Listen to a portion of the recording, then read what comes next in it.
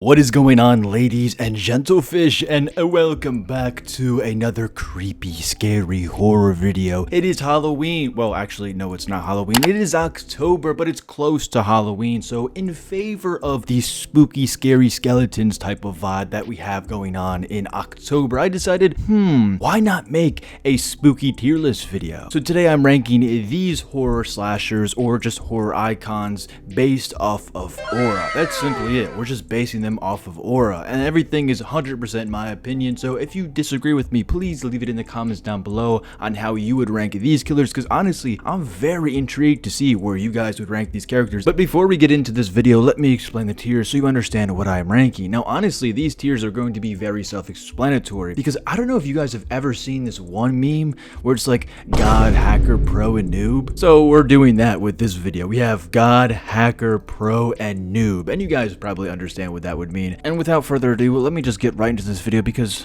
who likes a yapper? Coming in first, we have the aura god himself, Michael Myers. And now, Michael Myers, out of every single slasher in history, is just completely built different, and I'll die on this hill too. I do not care. Halloween 1978, the first movie, is and forever will be the best horror movie of all time. I mean, this dude doesn't talk or run, and somehow he'll always catch up to you. Shit, this makes no sense at all. Honestly, there are conspiracy theories on the internet saying that Michael Myers might have teleportation hacks. I believe that, because how is this guy everywhere when he literally walks? He doesn't even speed walk, he walks. And right off the bat, that has so much aura, because if you're running away from someone at full speed and he'll still get you by walking, come on buddy, that's aura. And that mask is just so creepy as well, because William Shatner's face painted all white with no expression on it whatsoever is kind of crazy. What in the world were they thinking when they made this mask? Like, Michael Myers has so much aura. When the third movie came out, everyone was like, where is Michael Myers? Even though the franchise Halloween wasn't even about Michael Myers in the first place. Michael Myers, in my opinion, just because I love this character so much and it's literally the best franchise in horror, he is god tier, because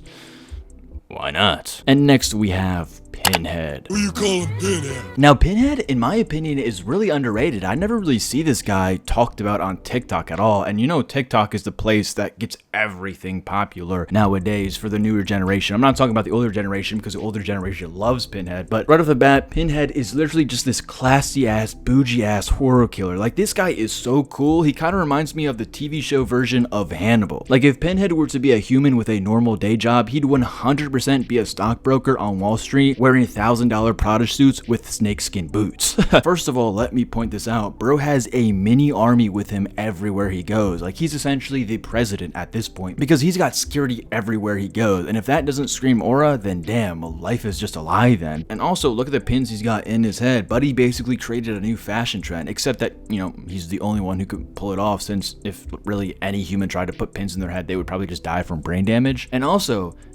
isn't Pinhead technically a god, right? He's from hell. I think he's like a prince. I'm not 100% sure. I had to look it up. I can't put him over Michael Myers because I just glazed Michael Myers too hard, but Pinhead is literally god tier aura. And next we have Freddy Krueger, or I would like to say Freddy Cougar, if you know what I mean. So Freddy Krueger is basically your worst sleep paralysis. Wait, how do you say that? It's like paralysis demon, paralysis demon, dude. I don't know, man. I think I have dyslexia or something. But he is a paralysis demon with a stand-up comedy routine, and his comedy routine is nothing but crowd work. Like, those are low-key the worst in my opinion, just comedians that do crowd work. So honestly, you get some aura points deducted from that. Like, damn gang, I paid all this money to see you, and now you're just gonna make me feel like the entire time? Like, I'm supposed to laugh, not feel like shit. And also, imagine falling asleep after a long day thinking you're safe, and this crispy fried dude in a Christmas sweater shows up talking crap. Now here's where I'll give him some aura points, because this man doesn't even need to chase you in the real world. And honestly, some would argue that he's lame for that. Like, come fight me in real life, buddy. Like, do you really need all this magic just to win against little old me? So I would have to just say he's a pro. I mean, some would argue, yo, if you can go into your dreams, that's like kind of hacker or god tier. But I mean, just like based off aura, I don't know. He's mid, in my opinion. And next, we got Art the Clown. Now, I love Art the Clown so much. With the Terrifier franchise getting the recognition it finally deserves, and shout out Damien Leone, he is an absurdly good director. Even though people would argue, oh my god, there's no plot to the Terrifier franchise, it's just straight gore. I mean, yeah, you're right, there's not really a plot. Well, actually, 2 and 3 have developed more of a plot than the first one, but honestly, I don't really care, to be honest. I'm in it just for the gore.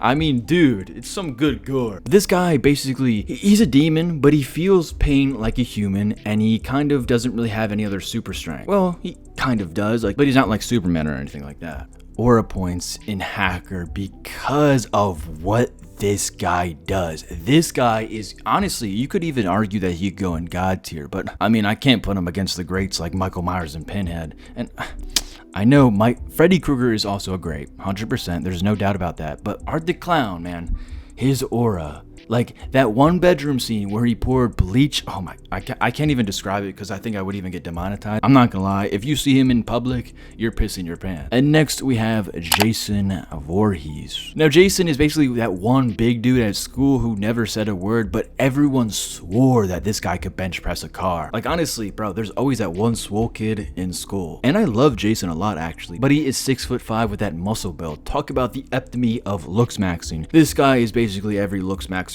dream. He's got the best frame. Well, actually, now that I think about it, he isn't really a looks maxer's wet dream because but other than that, he's kind of just like Michael Myers, the way he doesn't talk and he walks at you and he always ends up killing you when he walks at you. But the reason I think Michael has just a little bit more of aura is because Michael is just a normal person. He's like 5'9", weighs like 150, 160, 170 pounds. And now obviously a guy at 6'5", 250 pounds is going to beat your ass, no doubt. But with Michael, you think that you genuinely have a chance. Then when you face him, you're like, oh yeah, never mind, I don't have a chance whatsoever. So he gives you that sense of like hope that, wow, maybe I could actually outrun or even beat this guy. Like the literal best way to describe Michael Myers is like when you pick a fight on the street with an MMA fighter, but you have no idea that he's an MMA fighter. He's someone like that. I would say he's hacker tier, but he's above Art the Clown. And I know a lot of people are gonna be like, oh my god, why would you put Michael and Freddy in such low tiers? They're horror icons. And yes, they are horror icons, but this is just my opinion, man. And next we have Leatherface. Now, Leatherface, in my opinion, doesn't have that smooth, calm aura like Michael or Jason. Leatherface is kind of like a loud, bubbling idiot. Like, literally, he is. But you also kind of feel bad for the guy, like his family made him the way he is. Well, kind of a lot of serial killers have trauma that made them the way that they are. Same with horror killers. So I can't really say that about Leatherface if I'm not gonna say that about any other characters. Like 1 second he's chopping you up and then the next second he's crying and wearing someone else's face. So Buddy is kind of turbo scarred. Now Mr. Leatherface is 6'6", 200 something pounds, so he's kind of like Jason, but I don't know, his aura is kind of like this messy chaos. He's kind of just like all over the place. 100% intimidating. Like I would never, and I mean never, ever pull up to this guy's house. Like if this was a tier list based off of who's intimidating, Leatherface would be god tier, but this is just aura. Honestly, I would just have to put him at pro. Next we have the Creeper. The Creeper's aura is kind of wild because he's not just some guy with a knife, and he's not just a normal human. He's an ancient demon with wings,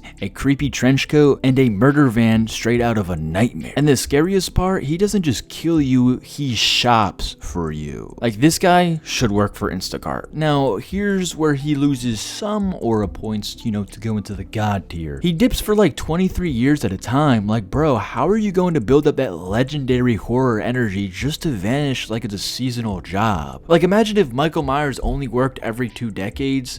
People would be like, I don't care about this guy anymore. So just because he leaves, I mean, honestly, would that even make him have more aura? Because he leaves, kind of like Playboi Carti when he didn't drop I Am Music for 5 years. Everyone was just like, oh my god, this mysterious aura. But in my opinion, bro, that mysterious, actually, I stand on business, bro. That mysterious aura is cringe. That mysterious aura that everyone now is getting behind, bro, it's just cringe. Creeper definitely deserves a spot at hacker. Next we got Ghostface. Now Ghostface is honestly the most relatable slasher out of them all because He's literally just a human with no powers or anything. He's just a human, like a normal guy that you would see on the street. Also, half the time, Ghostface is kind of tripping over furniture or getting pieced up mid-chase. Like literally, if you watch older Ghostface like 1 and 2, bro, Stu and Billy kind of get pieced up. But yeah, Ghostface has noob aura. Last but not least, we have Chucky. Now, Chucky is kind of like Freddy Krueger. Like imagine a 2-foot doll sprinting at you with a knife, cursing you out. Now his aura is weird because on one hand, he's completely hilarious when you see like the little legs chasing you down the hallway. It would be scary to see a doll come to life, 100%. That's not what I'm saying. Like again, if this tier list was based off of how scary these characters are, Chucky would be at the top because dolls that come to life are scary, like 100%. Let me do this. We'll put Leatherface. People might be like, yo, this tier list is so dookie, but honestly, I'm standing on business with all the points that I've made. Just like I said in the beginning of the video, let me know your guys' thoughts in the comments below. Let's have a debate.